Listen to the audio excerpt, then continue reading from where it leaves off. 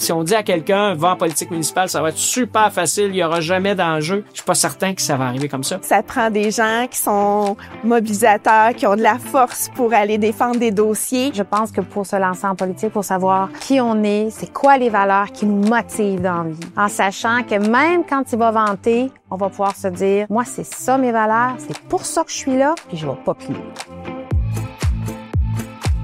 C'est très difficile, politicien. Tu rencontres des gens fâchés contre toi, ta famille en souffre aussi. Forcément, des fois, ça peut plaire à certaines personnes et pas à d'autres. Travailler avec tout ça, c'est peut-être pas évident. Les messages de haine, le harcèlement. Moi, je le plains beaucoup, là. ouais. Ils n'ont pas la vie facile, ouais. Tout ce qui est comme minorité, femme, tu sais, ça crée des choses où tu reçois des trucs, t'es comme, c'est pas normal. C'est pas un emploi qui m'apparaît facile, donc je pense qu'on devrait peut-être être un peu plus doux et bienveillant avec eux.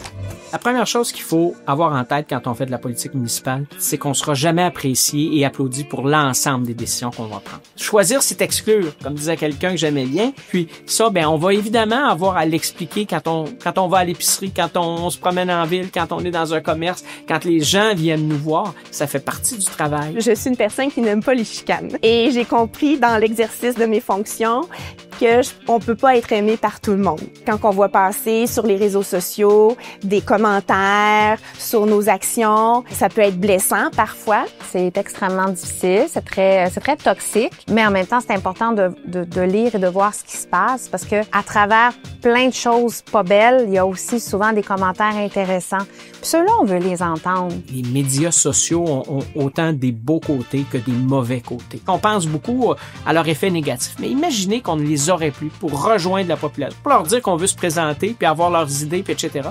Ça demeure quelque chose de très utile. Mais ça nous touche, veut pas, puis il faut se protéger de ça. Donc, on a une équipe de professionnels qui sont là, justement, pour gérer les demandes des citoyens, les commentaires. Je pense qu'il faut avoir le plus possible des gens qui nous protègent, recueillent ce qui est important et mettre de côté ce qui ne l'est pas. Dans les plus petites municipalités, c'est pas le cas, mais quand tu as une équipe, il y a des choses que tu n'es pas obligé de voir, que tu n'es pas obligé de lire.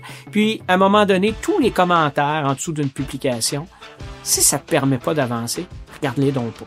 Par contre, moi, je pense que tout élu qui reçoit des menaces doit absolument passer à l'action. Il y a quelqu'un qui les a écrits, ces commentaires haineux-là, puis je pense qu'il faut sévir. Je pense que ce qui nous manque pas quand on quitte la politique municipale, c'est d'avoir l'impression à chaque fois qu'on se déplace qu'il y a des réflecteurs qui nous suivent. On est dans un univers de perception, puis depuis qu'il y a les médias sociaux, ça l'est encore plus. Il faut être toujours aux aguets, et ça aussi, c'est un autre élément qui va moins me manquer, c'est d'avoir toujours l'impression qu'il faut que je me surveille, peu importe ce que je fais. On peut souhaiter passer incognito un dimanche après-midi, un samedi matin. Mais ça, pour moi, c'est comme l'effet inverse là, de la force qui est la proximité, parce que la politique municipale, c'est ce qui touche les gens dans leur quotidien. Il faut être préparé à ça, mais si on ne plonge pas, on n'y arrivera jamais.